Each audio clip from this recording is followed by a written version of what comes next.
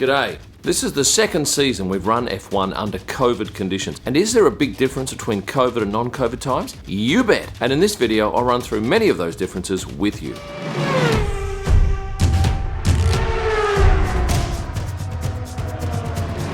G'day from a buzzing lobby here in Baku. There's a bit of noise out and about there because there's a Euro game on today. Wales versus Switzerland. But let's talk F1 and the way COVID has changed the sport. Yes, these things are now a feature. Everybody has to wear them without exception. In fact, the only times that we really see drivers without a face mask is when they're getting into and out of their race car, and also when they're getting into and out of their cars that they drive to the track. Some drivers put their masks on pretty quickly, others will do it in a bit more leisurely fashion, which gives us an opportunity to shoot them without their masks. And the only other time that we've really had all of them maskless was in Bahrain, where we had the driver's portrait out on the track and the pairs of drivers stood next to each other without masks for probably 30 minutes.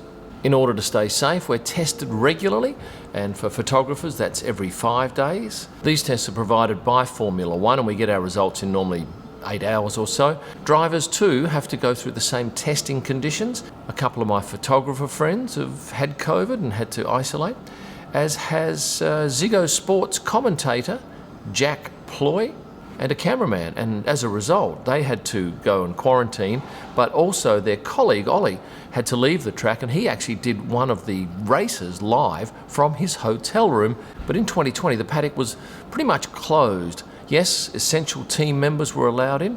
There were some photographers, one per team, allowed in the paddock, but they weren't allowed to freely roam up and down. They had to stay in the garage or around their garage. With regards to the media centre, and I'll take Bahrain as an example here. This was this year, which was about half the normal number that we'd have in the Bahrain media centre. But last year, in 2020, there were half this number in there. But this year, journalists can speak to people from the paddock via this system where the paddock people come up and stand on this side of this barrier, and the journalists can stand on this side of the barrier, and they can't cross. However, in Monaco, I'm thinking because of the tightness of space, journalists were actually allowed into the paddock, and maybe that's a forerunner of things to come. Drivers last year and this year have signed very few autographs and posed for very few selfies, purely because there are no fans in numbers anywhere. Yes, the marshals often ask for a photo, particularly on track walk days, and a great example of that was last race here in Baku, where the marshals were very enthusiastic and the drivers were pretty happy to oblige them.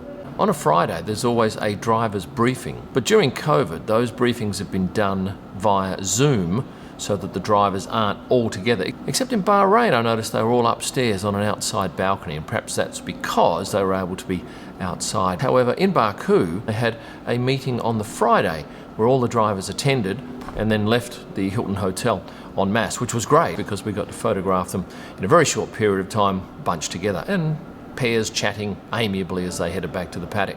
Have all the drivers been vaccinated? A lot of people ask that. I think most, yes. I got vaccinated, and I know a lot of team people did get vaccinated. I know a couple of the drivers actually stayed on a couple of extra days because they needed to be there for the full 21 days, and that meant getting it early before testing and staying until a couple of days after the race. And look, it might be that F1 says the paddock will open up at some point, but you have to be vaccinated to be in there. Of course, people say sometimes when they see my post, why are you wearing a mask, you're vaccinated? What I understand is that you can still get it and you can still spread it. But if you do get it, you're not going to be as sick as if you were not to have had the vaccine. One of the real challenges, though, is the logistics of getting to and from events. And I'll give you an example with this race. Getting to Baku was no problem at all. I went via Turkey and I had a return flight to Nice with Turkish Airlines, but France then put Turkey on a red list and said even if you transit through Turkey, you will be regarded as having to quarantine for 10 days in France. So of course that throws everybody's plans into disarray, and a lot of people used Turkish Airlines to get here. That means now that I have to go to Moscow, then I go to Paris, and then I fly to Nice, and then I drive to Le Castellet. So that's at least a day travelling. What paperwork are we required to take? We need to get a COVID test 48 hours before our flight. It needs to be stamped. On top of that, we need a letter inviting us in from the French government, which we have, and we need our FIA accreditation. If you're asking why am I staying here for 9 days in Baku, having arrived about 8 days prior to the race. Well, I'm on a Schengen visa, and as such, I can spend 90 days over a 180-day period in Schengen countries. Now, they went and rescheduled that Austria race, which was an Istanbul race, so I suddenly had to find an extra few days, which means I now have to spend as much time out of Schengen countries as I can. And that will actually mean that I'm going to have to take off on a Sunday night after the Austria first race and fly immediately to Tirana in Albania. I'll spend 4 nights there, and then I'll come back for the second Austrian race, and straight after that I have to leave again and get out of the Schengen zone. So that's a pain in the bum actually, but it's doable. And once I get to September 31, those days at the start of my Schengen visits will now be added on to the end. But look, I think we might get one more race in Europe, and it probably will be at Mugello. If we go to Istanbul, no drama, because that's outside Schengen. Another impact of COVID has been with the Netflix crews. Previously, they've just worn their normal clothes and they've wandered around, probably been with the team for a day. Well, under COVID, they now have to wear the team colours. So you'll get 3 people with, say, Ferrari one weekend, 3 with Haas. They have to dress in those colours, and then there's a third team that just floats up and down the paddock. And the reason for that is that they have to stay in the Haas bubble or in the Ferrari bubble. So they have to eat with the Ferrari team. They have to stay at the same hotels as them, and they're not supposed to mix with their colleagues outside of those bubbles. Oh, and why don't I just go home between races, somebody asked. Well, unfortunately, Australia is so dead set on having no cases of COVID that we have to do 2 weeks of hotel quarantine, and that's not negotiable, and it's at a cost. You don't get a choice of the hotel, and with most of our gaps being, say, 10-day gaps, I'd just get home, do 8 days of quarantine and have to come back. It's just more convenient for me to stay here, and quite frankly, probably cheaper than going back to Australia, because we have to pay for that accommodation at about 1,500 euros for 2 weeks. And the only time I could reasonably do it is in the summer break, and I'm not sure I want to spend 2 weeks out of, say, 3 weeks stuck in a hotel.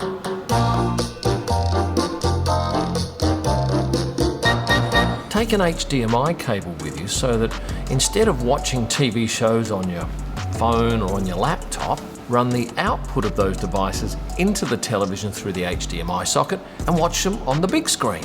Now, that doesn't work with all televisions, I know, because I've tried it a couple of times and been disappointed, but certainly it works often enough for me to drag that cable around the world along with that adapter.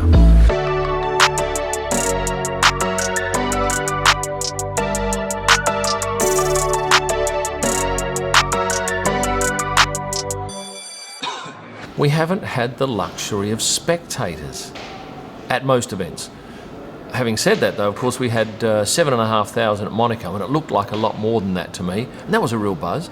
I think we had some at the Emilia-Romagna race. But the next race in France, it's exciting because we have 3 different bubbles of groups, restricted number albeit, and we're not likely to be able to mix with them anyway.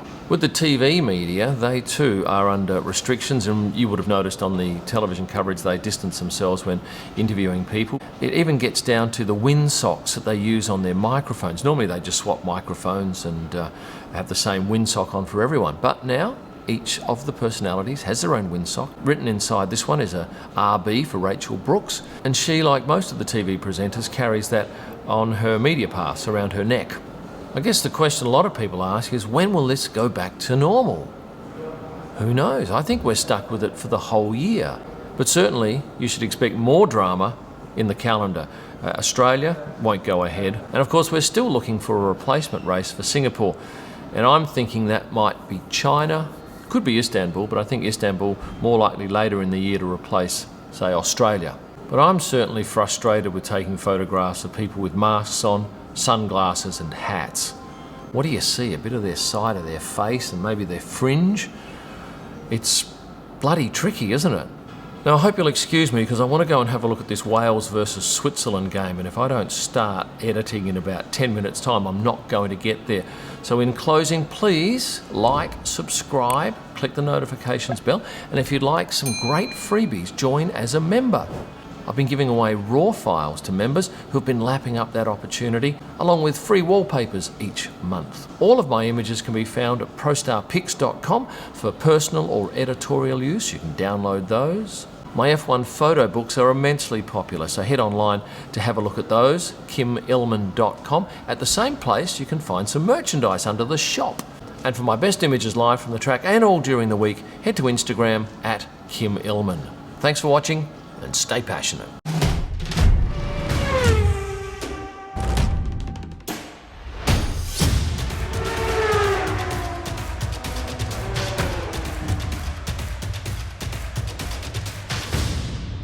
We've still got to find a replacement race for... What's that one that got cancelled? Hell. I don't want to look it up. Oh, I need this on because it gives me a bit of light. I'm actually using the light from my computer to put a bit of light underneath my chin here, which seems to work.